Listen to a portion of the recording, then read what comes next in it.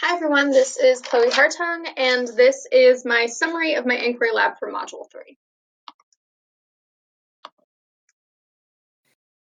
The first thing that I did was research all of the materials available to us, and I found that alum should be added first to separate all of the colloids in the dirty water.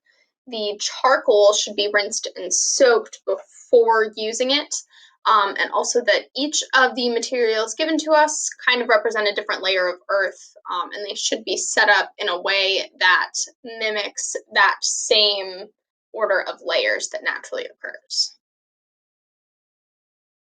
So these are the steps of using the alum. I soaked the alum in my dirty water for about 10 minutes, and after that I saw that there were still pieces floating on the top of my dirty water, so I used a spoon to scrape those off.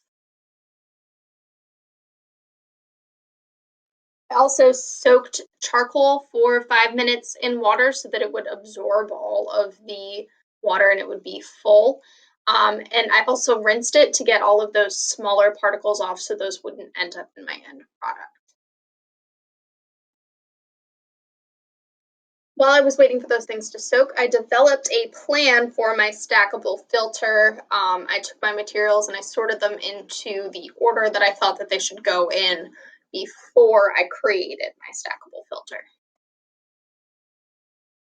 I used thumbtacks to create holes in the bottoms of each cup, and I stacked them in the order that I thought they should go in.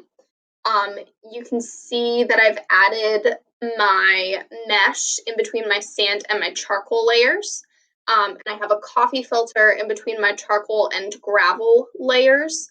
And I also used a small coffee filter at the bottom of my sand cup and my gravel cup just to catch any small floating pieces of sand or smaller pieces of gravel that might have gotten through.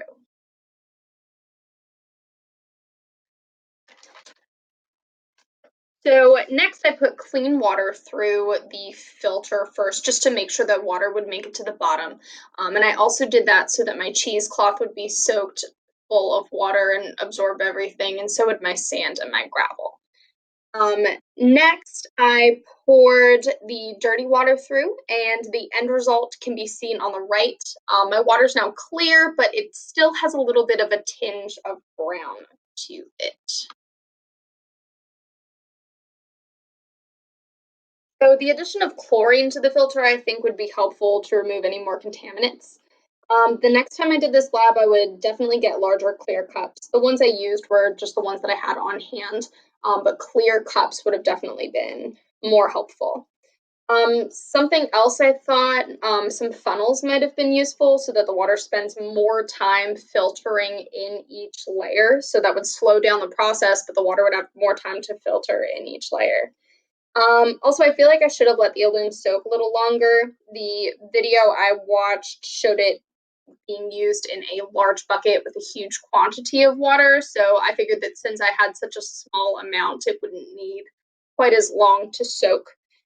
But since I still had that little bit of brown at the end product, I feel like that might have been a solution to that. And lastly, I didn't use my paper grocery bag in my filter at all. I didn't really see a use for it. I thought that the coffee filters worked a lot better than using that paper grocery bag. So in this lab, the teacher provides the how is water filtered question or how does infiltration work question. The student, me, I did my own research on the different materials and I decided for myself what was useful and what wasn't. I also created my own explanation for what happened after the experiment. Some of my materials were given to me to help push us in the right direction. Those different resources that were shared on D2L, just to keep us going in that direction that we wanted to get to. And lastly, we were definitely instructed on how to communicate to each other our findings, but we're also free to communicate our own ideas in our own way.